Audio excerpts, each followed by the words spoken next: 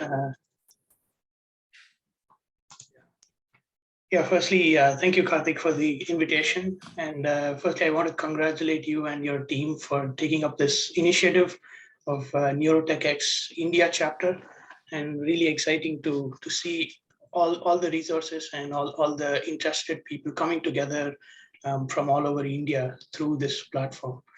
And yeah, really excited to present our research work today. So let me start by sharing my screen.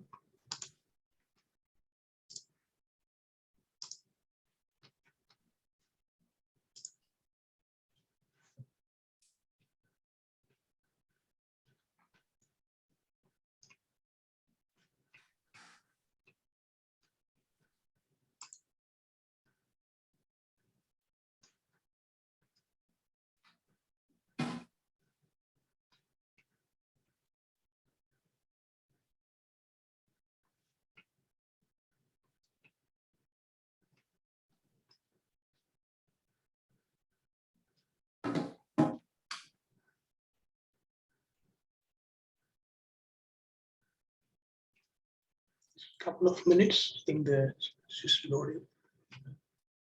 Sure.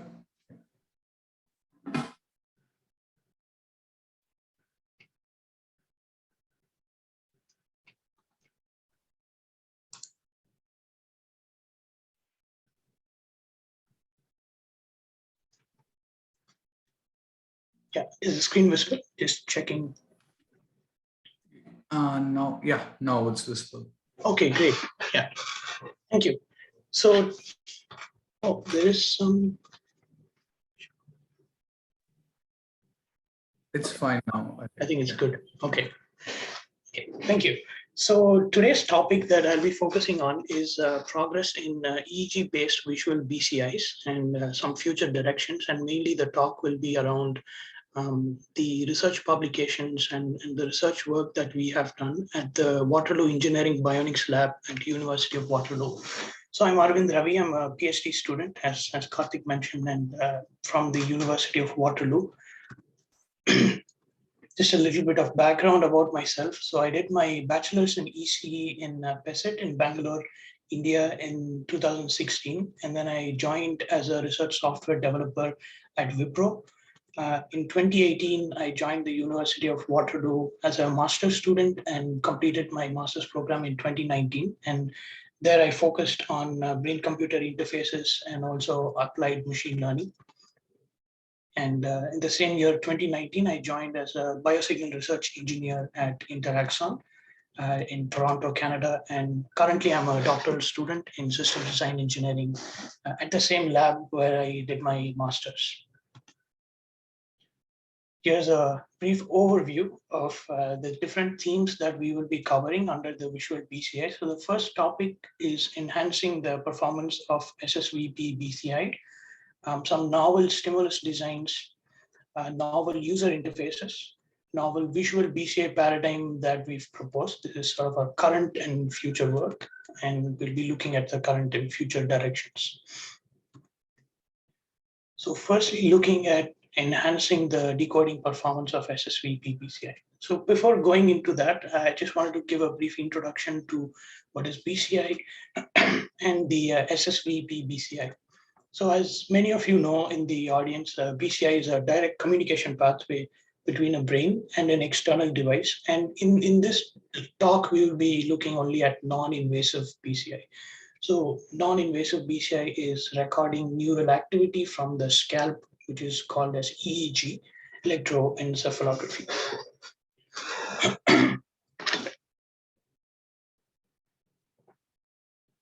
And based on the features we decode from the neural activity of the brain, the BCI translates them into useful commands. So here we can broadly classify BCIs into two categories. One is the self-paced or endogenous BCI, which works based on your endogenous processes. Like, for example, you imagine a particular limb movement and the BCI decodes that and uses that to control an external object, in this case, a foot pedal. And the other category is exogenous, or something that's externally driven by a stimulus. So this will be the focus of today's talk, visual stimulation-based BCIs. So there are two different types popularly used. The one is based on the ERP, which is the P300 based BCI, and the other is based on the steady state activity or the steady state visual evoked potential. So what is SSVEP? These are responses elicited when a user focuses on a repetitive visual stimulus. And I have an example of a video in the next slide, which we can look into. And these responses are most prominently observed in the occipitoparital area, which is in the visual cortex. And these responses, they show up as a dominant frequency component similar to the frequency or same as the frequency of the repetitive stimulus. And so here we can see on the left an FFT, which is averaged over multiple trials of a person looking at a flicker that is flickering at 9.961 hertz. So we can see a clear peak at that frequency and its second harmonic. So here's an example demo of something that we did in 2016 on SSVEP BCI. This was actually in PESIT Bangalore South Campus, where I was first initiated to the field of BCI and applied machine learning. So I can just quickly go to the demo part of it. So here you can see the participant is looking at different flickering objects on the screen. Each one is flickering at a different frequency. And in this particular application, we've mapped the wheelchair. This is a toy wheelchair to move forward, left or right, based on which box the participant was focusing on. So in this case, if she's focusing on the top box, then the wheelchair will move forward.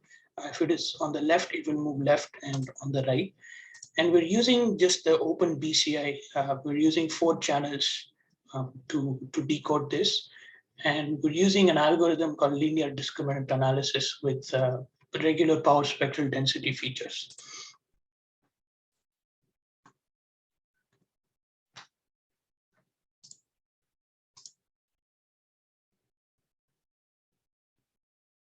So she's able to control the wheelchair just by looking at these flickering objects. So it's turning right, moving forward,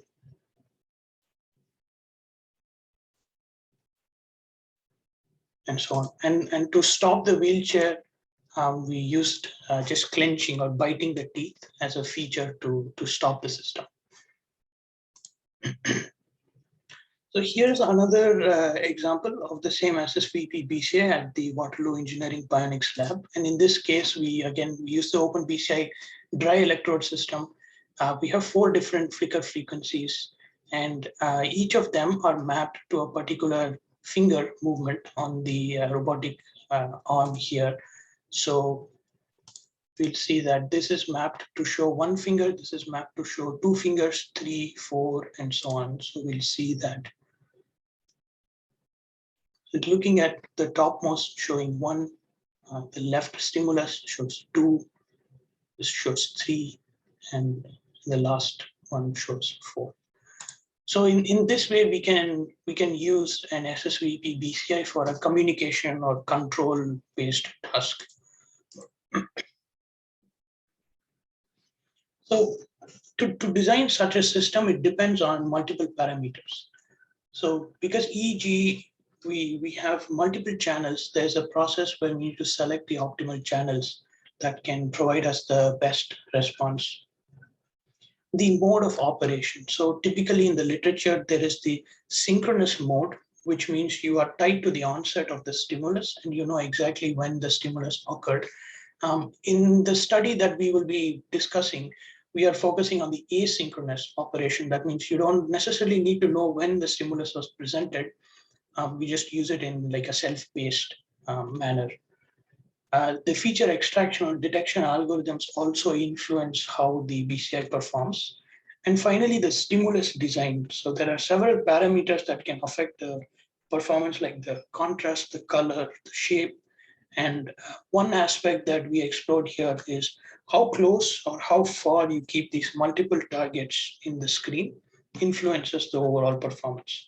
So we investigated this a bit more in detail. And this is known as the effect of competing stimuli in the literature. And so change in interstimulus distance has a positive correlation with the overall performance, meaning the stimuli that are placed close together will show a low performance because of interfering neighboring targets, and stimuli that are placed further apart will have less interference, and that will have a better performance. But having that variability limits the flexibility in which in how we can apply this for real world use cases. Like you're seeing many applications these days with AR and VR based BCIs. The other important factor that actually not only for SSVEP but many other BCIs is trying to have this calibration versus calibration free system. So the first one here we are seeing is the user independent BCI, where we have data that has been collected from multiple subjects, and we train a classifier and hope the classifier can generalize to a new unseen user from this population. And typically what we have been seeing these days is the user-dependent BCI, where every classifier is trained or calibrated for a specific user.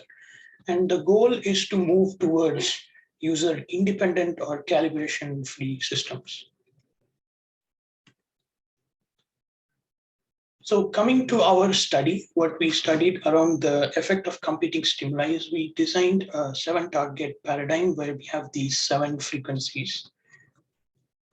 And we studied 3 different interstimulus distances. This is to look at the effect of the change in the ISD on the performance. So we have the closest stimulus and then the furthest apart stimulus configuration. So here's an example of the experiment protocol. So in this case, the yellow marker here is indicating to the subject which target she has to focus on. So she's currently focusing on this. And we've actually just mapped them to show us like a real-time feedback on the left. So one from going from the top left to the bottom right is just 1, 2, 3, 4, 5, 6, and 7. So currently is looking at 1, and we see the simple classifier based on CC is detecting that as 1. She's looking at 4,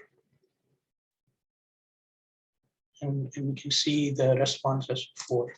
But this is the furthest apart distance, and just for the sake of demo.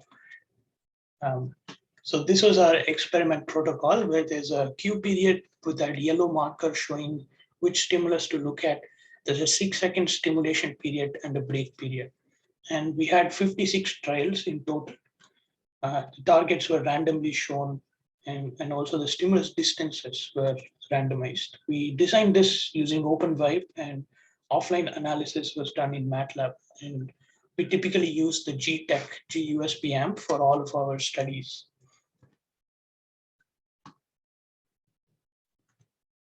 So the baseline algorithm in SSVEP these days, in the SSVEP literature, is based on canonical correlation analysis. And to just briefly go over this, is we try to find the WX and WY that maximize the correlation between 2 random variables. So in this case, X and Y are, so X in this case is like multi-channel EEG, and Y is the reference signal. So reference signal you can think of as sinusoidal templates corresponding to the different flicker frequencies.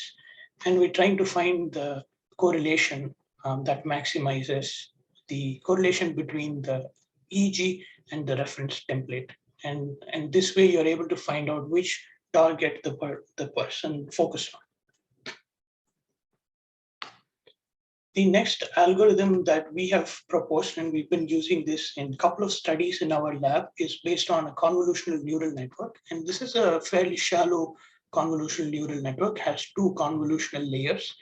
The first one here is applied in the spatial domain, that is, it is applied across the channels. And the second convolutional layer is applied across the frequency domain. And the input to the CNN are the spectral features, that is the FFT of the signal, not the time domain directly. So in our study, we've been using just the 3 channels, O1, O2, and OZ as input. For pre-processing, it's filtered in 1 to 40 hertz, And we process them asynchronously. That is, given a trial of 6 seconds, we take a 1 second window and slide that every 0.1 second or 100 milliseconds. And this way, we are able to also augment the data and have more training examples to train the CNN. And we've investigated two methods. The first one is just based on the magnitude spectrum.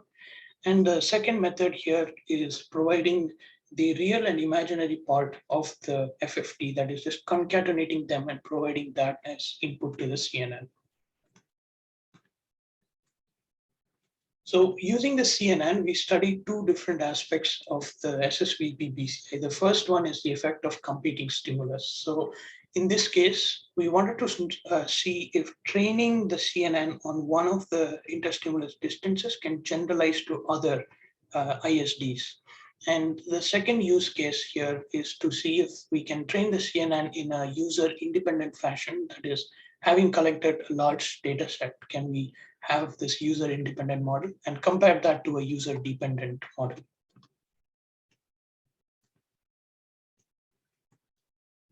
So for the first study, we are looking at the results of the stimulus distance independent training.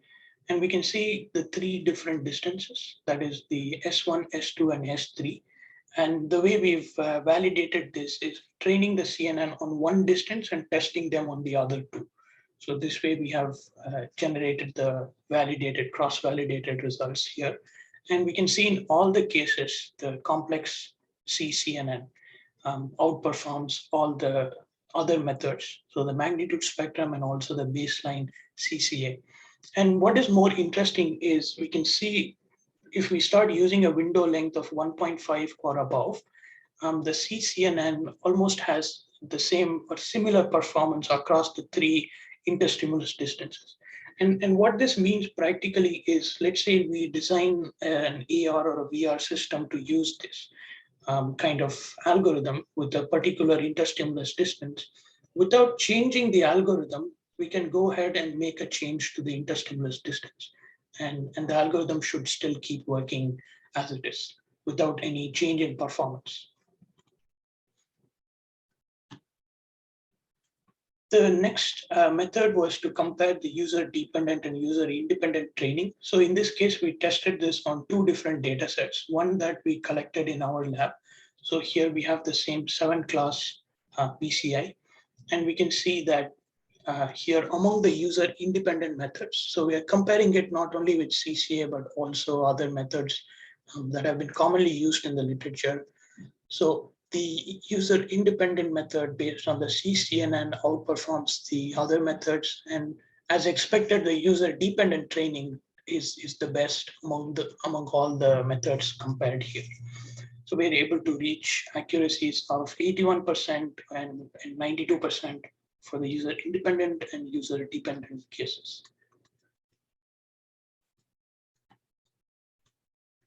And then we applied the same technique on a publicly available data set, which many publications have actually used this data set. And we can see on the 12-class SSVEP also, we have a similar result with the user-dependent outperforming all the other methods and user-independent CCNN providing around the same, like 81, 82% accuracy. And we've also looked at this in comparison to other methods that have been reported in the literature for the same data set. And we can see among the user-independent methods, the UI CCNN is very similar or slightly higher than the compact CNN, another CNN-based method. And among the user-dependent, the UDCCNN is similar to the combination method. The one difference here is the combination method uses synchronous windows, and the UDCCNN, we have the asynchronous processing. So we've shown through these studies that we can enhance the performance of SSVEP across changing interstimulus distances, that is under the influence of competing stimuli. And also we've shown the user-independent method to provide a good balance between the cost of collecting data, that is the cost of calibration, and also has a good performance. But there are some limitations with the flickering stimulus. So the flickering stimulus causes after like prolonged usage causes a high mental load, that is visual fatigue or discomfort. And this also has a relatively low interactive performance of the BCI. So to alleviate this, a new stimulus type has been introduced. This has been introduced recently, I would say less than 10 years ago, called the SSMVP. So let's look at the novel stimulus designs. What is SSMVP? SSMVP is steady state motion visually evoked potential based BCI. And they are designed as these equal luminance black and white radial checkerboard. The movement pattern includes a radial contraction, expansion like stimulus. And they have similar advantages like SSVP. They have a high signal to noise ratio, low participant training time, and also mainly the visual discomfort or the fatigue is low compared to the SSVP. So what we studied is, so I think before that we'll watch the demo and see what it looks like. This is a demo of the SSMVP stimulus, and we've designed something like the snake game. And here is someone trying that. This is just to show what it looks like. I think because of the video, the way it is compressed, we're not able to see the actual movement, but you can imagine them as radial contraction and expansion at different frequencies.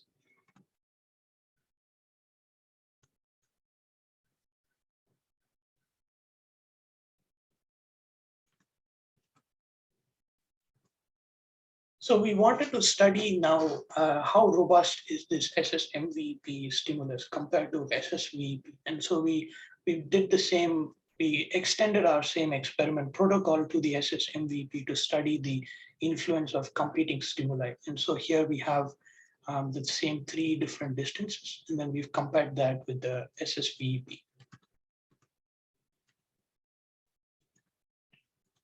Here are some of the results from that study. And firstly, we can look at the accuracy on the right side, and we're just looking at a window length of 1 second and a window length of 1.5 seconds.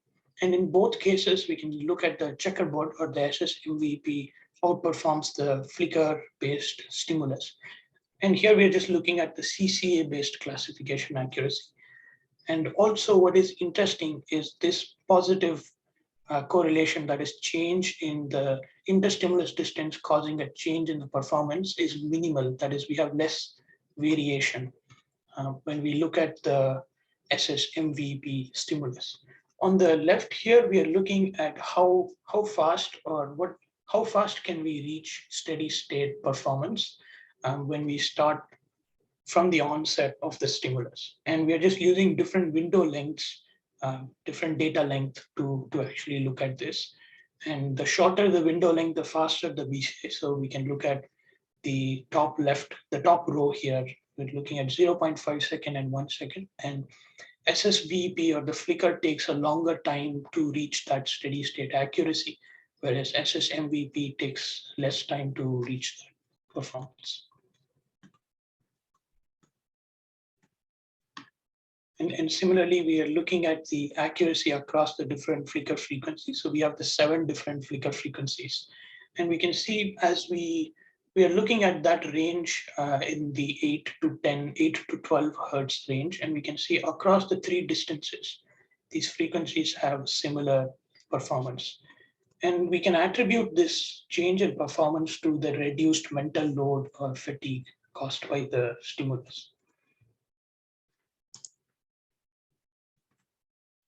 So we are able to have a high decoding accuracy and also lower effect of competing stimuli using the SSMVP. So this is more practical and a more robust stimulus design compared to the SSVP stimulus. But now then we looked at another challenge. Traditionally, these stimuli have been presented only on a computer screen. So if we want to take it to a real world situation, it kind of confines the user to shift their visual attention back and forth between the computer screen and the real world environment. So this is where we explored the augmented reality environment. And there are a couple of challenges. The first one is when we look at augmented reality, it is an optical see-through medium. So you are able to see the background along with the stimulus. And so there's dynamically changing background conditions, and also operating the system in an asynchronous manner becomes a challenge. So we investigated that. So let's look at the novel user interfaces. So here we investigated this using Cognition's augmented reality prototype. So we partnered with Cognition and collaborated with them on this research. And here we can see the headset. The augmented reality headset has a frame, there's a smartphone. So the stimulus is presented on the smartphone, which reflects off the shield and then is presented back to the user. So to investigate the change in the background conditions, we introduced two different cases. The first one is to look at a plain background, that is, you just see the dark background as it is in your visual field. And then to introduce this dynamically changing background, we have this 3D video of the New York City, which has changing angles, camera angles, directions. So it is quite dynamic in the sense that it shows in the background of the checkerboard stimulus.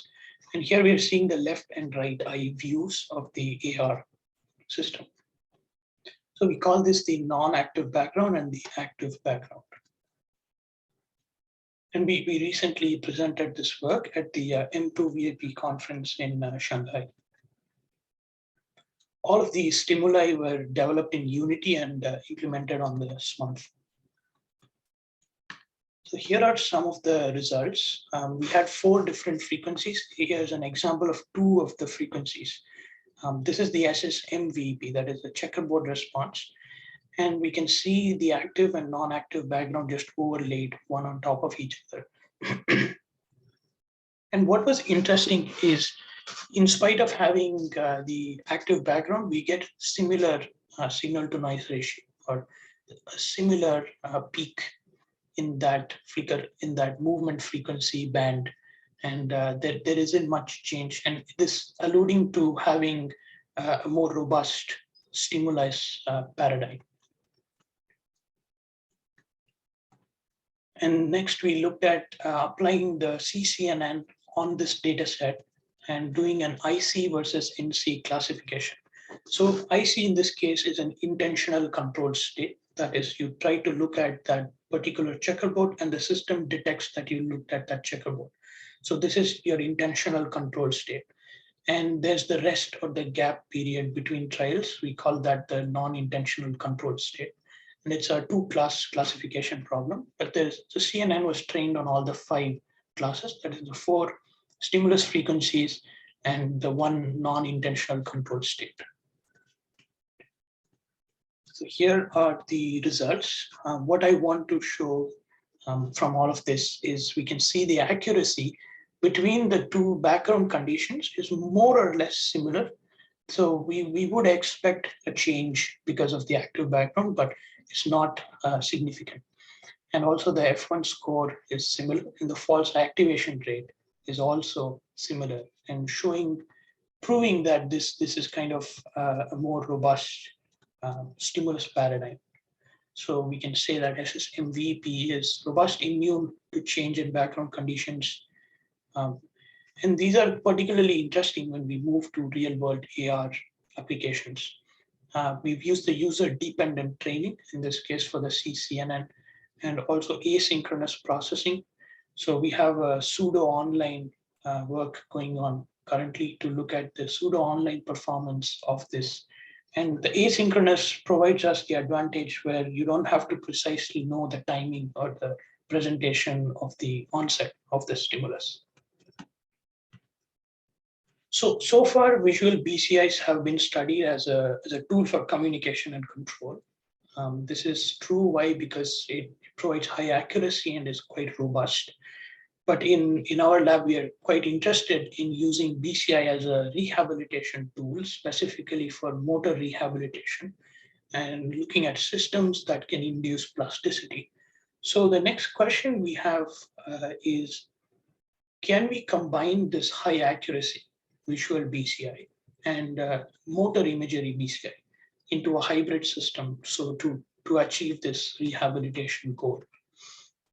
And so that brings us to novel visual BCI paradigms. And this is where we proposed a new method called the action observation based hybrid BCI. And we've published this work with this title, Can a Highly Accurate Multiclass SSMVP BCI Induce Sensory Motor Rhythm in the Sensory Motor Area? And what we are interested in is not only to activate the visual area, which all of the visual BCIs do, but also to activate the motor area, which is more likely to lead to some kind of neuroplasticity change when used in a rehabilitation context. So in this case, we've compared three different stimulus paradigms: the flicker frequency, the SSVEP, the checkerboard or the SSMVP, and a new paradigm that we just call it the action observation BCI. So in the case of the action observation BCI, we just looked at lower limb movements, that is gait, and we are presenting the gait at different speeds. So we can see here, this is one gait cycle going from the top left to the top right, and we're just playing these frames at fixed interframe intervals. We're playing this in a loop at different gait speeds. And the hope is we can activate both the visual area and the motor area. So here are some of our results. The first one is looking at the average spectrum across all subjects on the channel OZ. This is the visual area. And we've looked at 4 different frequencies from the previous slide.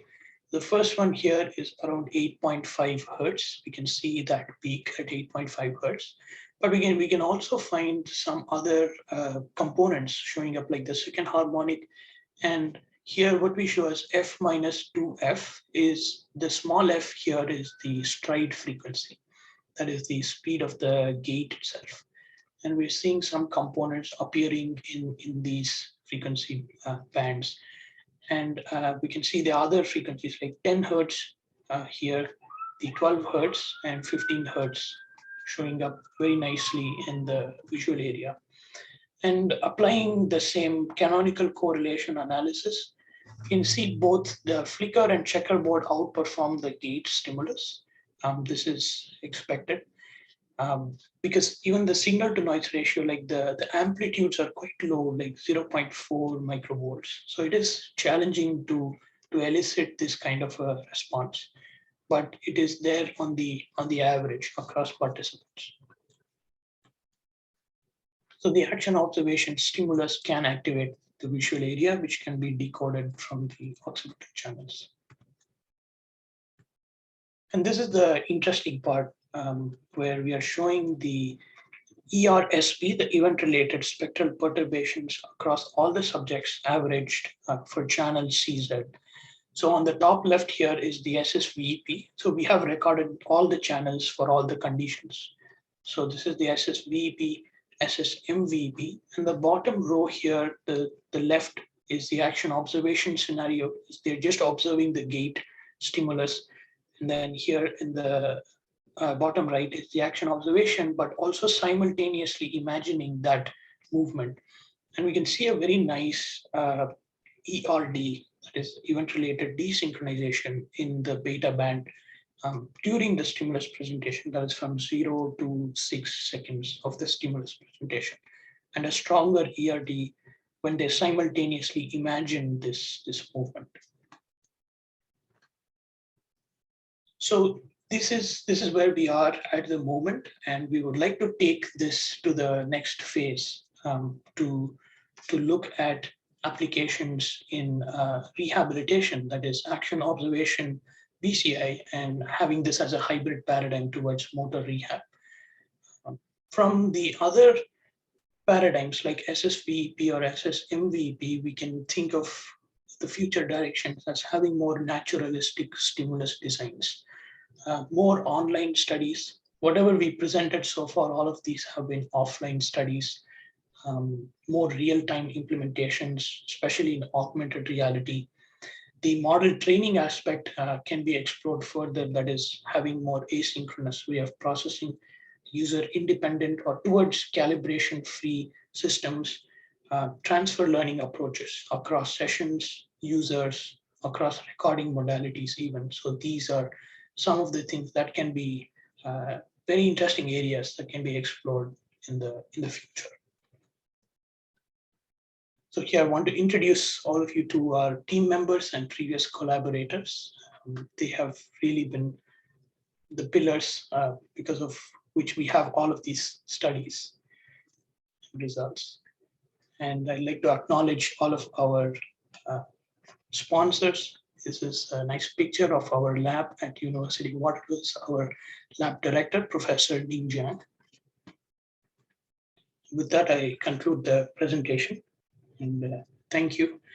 And I open the floor for any questions, and like happy to answer any questions. And if you would like to contact me further, you can also contact me on my email address, and also look at our website, the lab's website. Thank you. Yeah, thank you so for such an interesting talk. I'm the events lead for NTX India chapter, and I'm very much interested in your topic. So now we will open the ground for Q&A, and I would request people to open up their mics and the camera and ask the speaker directly.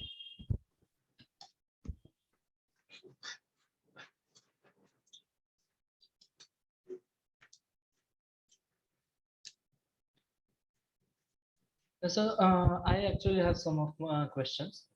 So like the EEG signals, mostly we are interested in the temporal parameters, right? So you use CNNs and all here. So is there scope to use LSTMs or GRU? Means have you tried that, or means they can capture the time dependent parameters more accurately, I guess? Yeah, that's a great question. So in our study, we have looked at these windows in isolation, sort of not looking at the temporal dynamics of the data. So this is why the CNN was good as both a feature extractor and a classifier. But let's say there are applications we can find in the literature, for example, in the EEG literature on sleep staging. You can find architectures using combinations of both the CNN and some kind of sequential models like an LSTM. So when you have that temporal dependency between epochs, that's a good approach to use. Thank you. So one more follow-up question, like these algorithms and the AI-based RTL algorithms are mostly data-driven, right? The data dependent. So the data which you are training with and the data we are testing, there's might be a huge gap, and that lacks the generalizability of the algorithms. So is there any opportunity to build any self-supervised type of algorithms, like they can learn from the patterns and classify the labels, something like that? Yeah, that's a great question once again. So in the BCI paradigm, what is kind of a limiting factor, say, is every recording setup is unique to their own lab. Every lab has their recording setup, so there is no common protocol. And also in terms of collecting data for self-supervised learning, especially, we need a large data set of like just unsupervised large data set without labels for us to use them in the BCI context. And mostly in the BCI context, we've had very small data sets. So the recordings that we have that have been used for calibration are maximum 15 minutes or 20 minutes session. So if we can have more standardized protocols and similar data sets across multiple labs, for example, let's say, then we can create that large data set and start exploring some of these self-supervised methods for BCI. Yeah, thank you, sir. We have a question from the audience. Kashdip, can you turn on your mic and ask sir directly?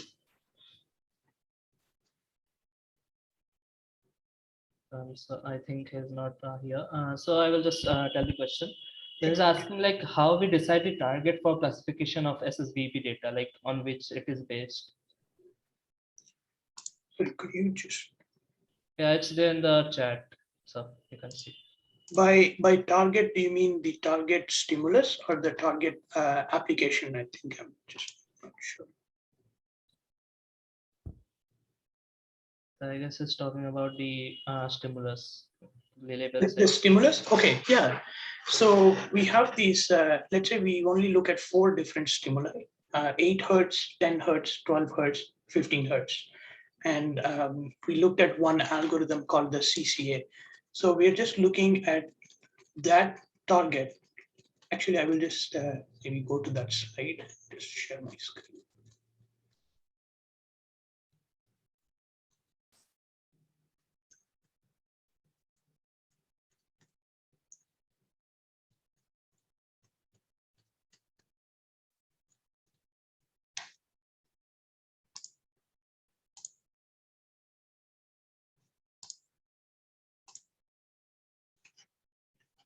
So here we can see, for example, let's say the user was looking at, yeah, is the screen visible? I think it's just refreshing. Not, yeah, it's visible. Sir. Okay, so let's say, for example, this is your this is your multi-channel EEG signal, and this corresponds to a trial when the user was looking at, let's say, the 8 hertz stimulus. So we have these template sinusoids. We know prior which frequencies have been used to stimulate. I think there is some issue with the presentation of this.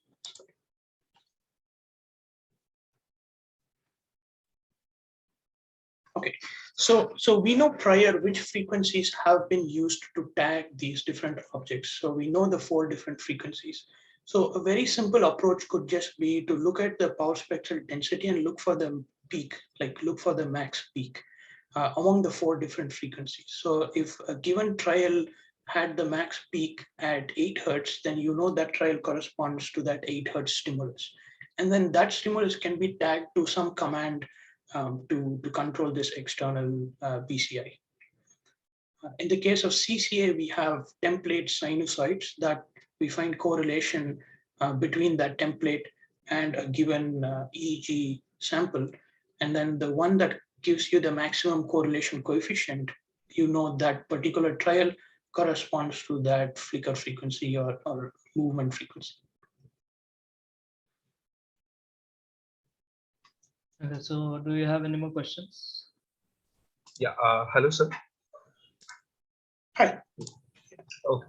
Like in one of the video, like the project that you showed in PESET was regarding controlling a wheelchair with the help of the person was seeing some visual cues and was controlling the wheelchair without having the visual cues. Like how can we train a system? Like how do we design a system to capture the signal in which we do not give the visual cues, but we control it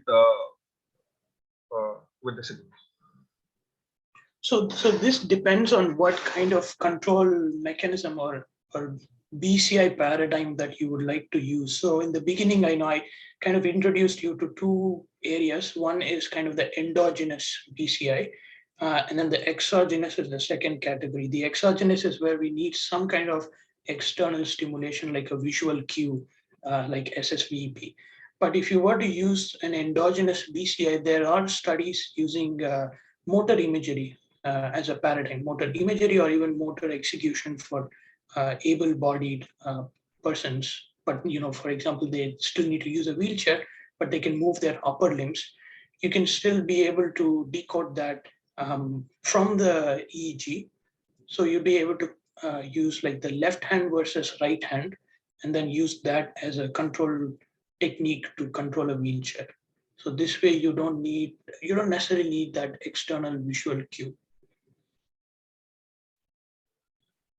Suppose, like as a follow-up question, supposing the upper body, like the arms are paralyzed and the legs are paralyzed. We have the patient here, and we want to control the wheelchair. We can let's take 2 use cases, just moving forward and moving backward. Like how do we train the system to think the forward movement and the back?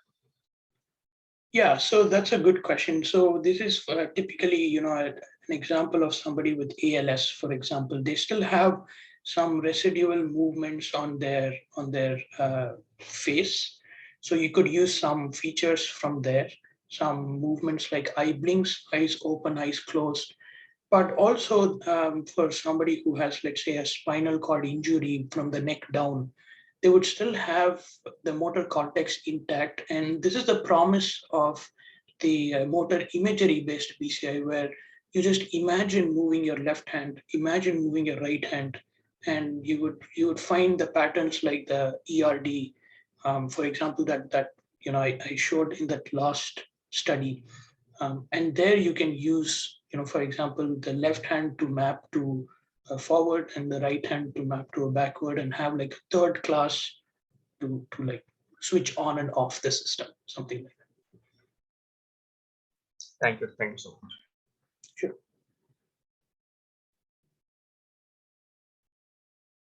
Yeah, any more questions? So we will be opening the Q&A round for another 3 minutes. And if there's any question, we will like to conclude the session. I have a question. This is Hari here. Yeah, sure.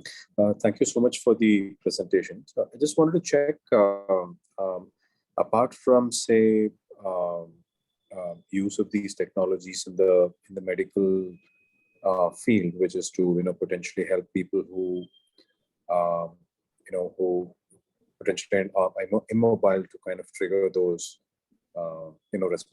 respective portions of the brain to enable them to walk or do stuff.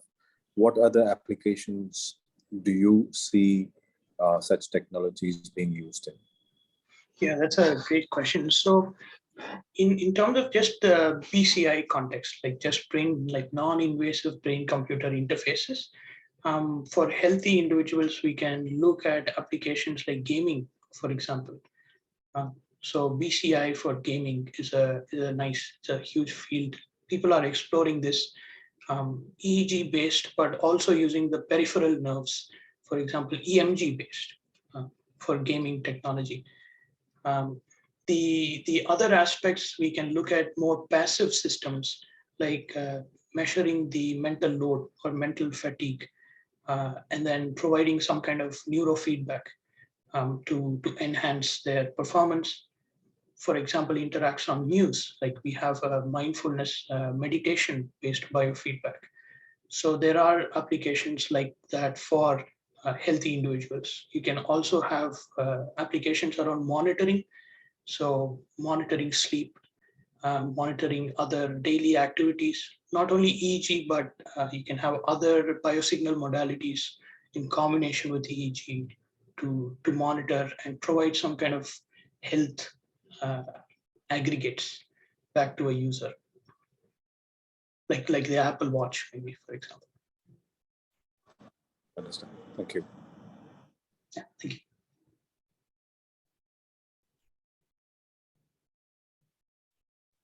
So any more questions?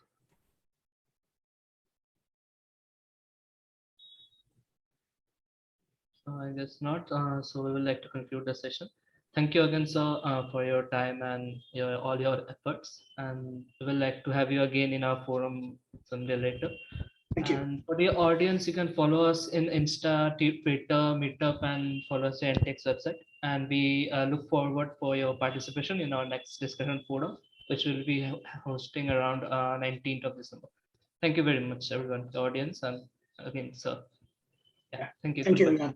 Thank you to all the audience. Thank you.